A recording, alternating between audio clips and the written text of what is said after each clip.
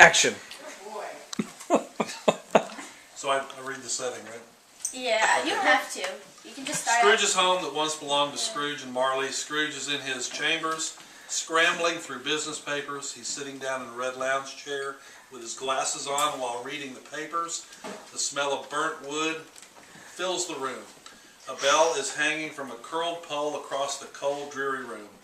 Outside of Scrooge's chambers is a long hallway, and at the end is a window showing his big backyard with one dead apple tree in the center. Nice. Nice little ad in there. Yeah. I think you're supposed to keep going. Scrooge is wearing a white nightgown with blue stripes. He's also wearing a white nightcap. Marley's costume is explained throughout the story.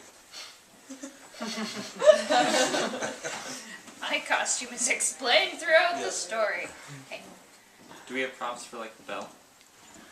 Right there. You be the prop girl. There's the bell. Who's the lighting? Chrissy can shake something, right? Sit. Scrooge. Light in there. So I guess there's lighting on it. I'm reading.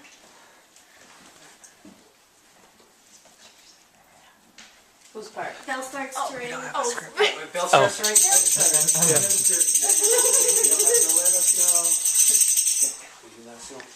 Oh, yeah. The only part. Let us know when the bell rings or something.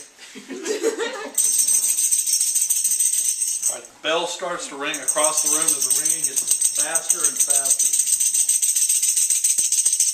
Scrooge looks over at the bell. Scrooge starts to hear chains being dragged across the floor above him. Suddenly the bell Lulu. stops. Lulu, Oh, make me? some noise. Yeah. Yeah.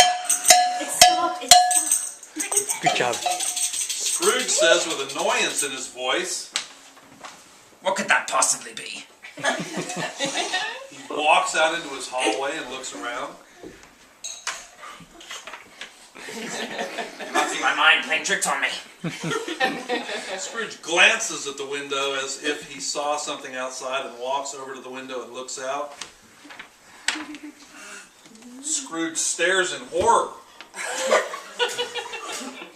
It can't possibly be.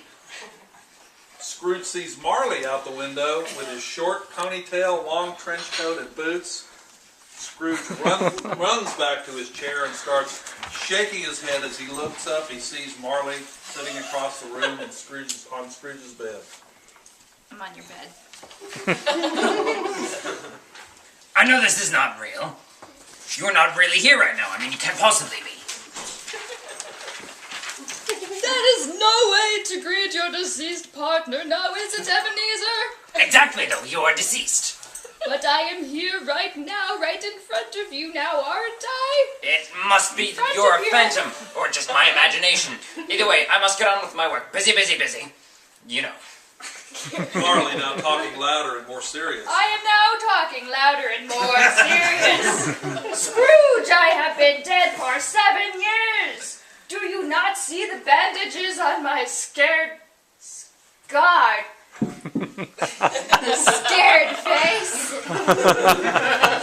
Do you not see the chains around my feet that contain me? Scrooge talks in an instigating tone. You want to start a fight? Then why don't you take those bandages off? If you wish to see what lies beneath them, then here you go. Marley takes off bandages and his jaw drops to the ground. Oh my! No, stop! Leave now! I wish to see you no more! Marley now walking over to Scrooge and yelling in his face.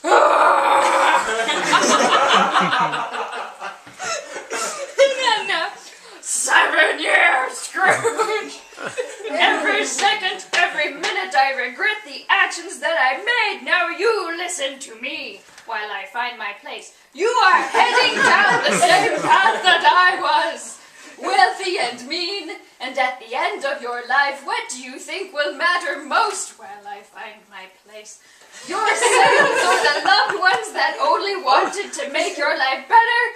With a little greed for a nice dinner, but while you sit all cozy in your home, people out there, I'm pointing outside, don't even know when they will have something to eat.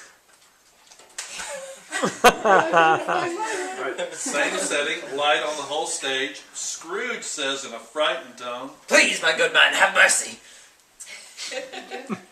Marley now walking away from Scrooge and sitting on the bed with a quiet tone.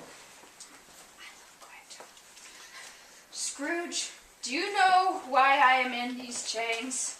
Scrooge looks down at the chains. I did not live life to the fullest. I did not care about the poor and whether or not they had something to eat. To me, life was about money and getting higher on the food chain.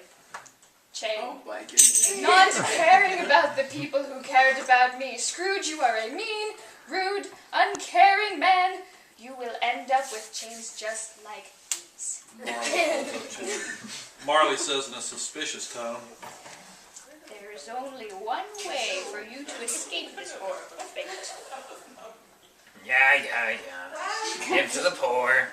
Humbug, I say, humbug. I hope you do not act this way with the others.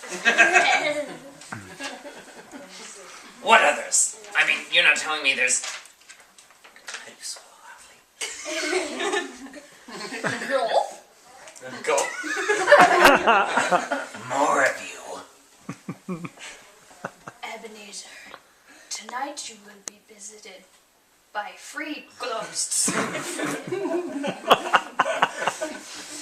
ghosts. Boast of Smithmas past, roast of Smithmas present, and the roast of Christmas future. Why, Marley? Why? They're giving you a chance to see what has become of your actions. You should be grateful. Scrooge gets up from the chair and paces around the room, throwing his hands in the air.